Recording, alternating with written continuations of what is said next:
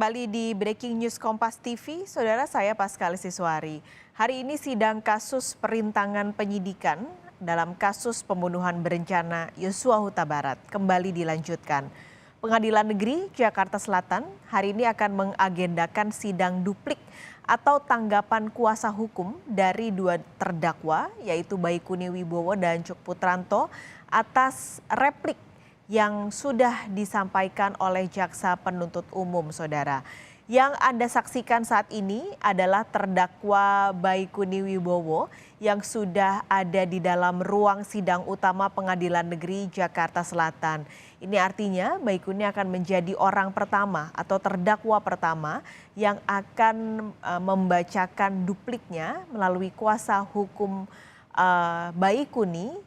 Dan ini nanti adalah yang kedua, Cuk Putranto yang akan menjadi terdakwa kedua yang akan membacakan duplik dalam kasus perintangan penyidikan pembunuhan berencana Yosua Huta Barat. Keduanya didakwa melanggar Undang-Undang ITE dengan ancaman 2 tahun penjara. Kita akan langsung menuju ke Tifal Solesa di Pengadilan Negeri Jakarta Selatan. Saudara, Tifal, selamat pagi. Jadi ini tadi sudah ada Baikuni Wibowo di ruang sidang utama di Pengadilan Negeri Jakarta Selatan. Berarti sidang akan dimulai pukul 10 atau ada informasi lain, Tifal? Kemungkinannya bisa jadi pada pukul 10 pagi ini sidang akan dimulai. Tapi kalau kita melihat kondisi di dalam ruang sidang utama Pengadilan Negeri Jakarta Selatan dari tim penasihat hukum terdakwa Baikuni Wibowo maupun Jaksa Penuntut Umum sudah berada di posisi masing-masing. Terlebih Baikuni sudah berada di kursi terdakwa. Tinggal menunggu kehadiran dari majelis hakim yang dipimpin oleh Hakim Ketua Afrizal Hadi yang akan memimpin sidang duplik pada hari ini. Jelas kemudian kalau Baikuni yang dipanggil pertama kali untuk menjalani sidang pada hari ini, berarti kesempatan kedua atau kesempatan terakhir nanti akan diberikan kepada Cuk Putranto setelah dari tim penasihat hukum Baikuni Wibowo menyampaikan tanggapan atas replik Jaksa Penuntut Umum dalam sidang hari ini. Fokusnya ini menjadi sidang terakhir atau kesempatan terakhir bagi kedua terdakwa dalam kasus perintangan proses hukum atau obstruction of justice atau pembunuhan Yosua untuk membela dirinya setelah dijerat ataupun juga dituntut oleh jaksa dengan pidana 2 tahun kurungan penjara ditambah dengan denda 10 juta rupiah subsidiar 3 bulan kurungan oleh Jaksa Penuntut Umum karena dianggap atau dinilai melanggar Undang-Undang ITE persisnya pada pasal 49 juga pasal 33 Undang-Undang ITE dengan pasal penyerta atau pasal pengaitnya adalah pasal 55 ayat 1 ke 1 Kitab Undang-Undang Hukum Pidana.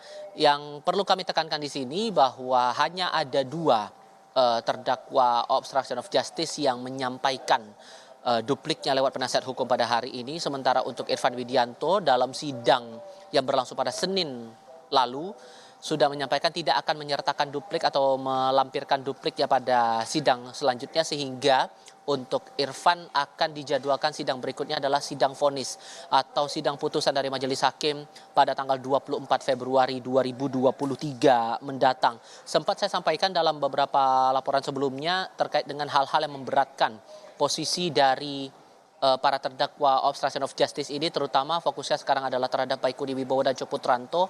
Spesifik kalau merujuk dari ataupun juga menangkap intisari dari nota tuntutan dari Jaksa Penuntut Umum, sebetulnya posisi mereka sebagai perwira kepolisian ini tidak bisa melakukan serta-merta upaya mengamankan rekaman CCTV ini tanpa surat perintah ataupun juga surat tugas untuk mengambil rekaman CCTV, baik itu mengambil DVR kemudian menyalin rekaman CCTV. Hal-hal itulah yang kemudian dianggap memberatkan posisi Baikuni dan Cuk yang kemudian dituntut 2 tahun kurungan penjara dengan tambahan pidana denda sesuai dengan Undang-Undang Informasi dan Transaksi Elektronik. Tapi hal-hal lain yang juga dipandang untuk meringankan posisi mereka sendiri.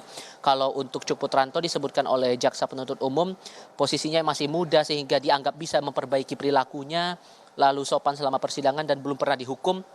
Ini menjadi dasar bagi Jaksa Penuntut Umum menetapkan tuntutan sedemikian. Untuk Baikuni Wibowo juga gambarannya kurang lebih sama, Paskalis, terdakwa dianggap belum pernah dihukum berterus terang dan mengakui perbuatannya serta dianggap sebagai tulang punggung keluarga yang memiliki anak yang masih kecil.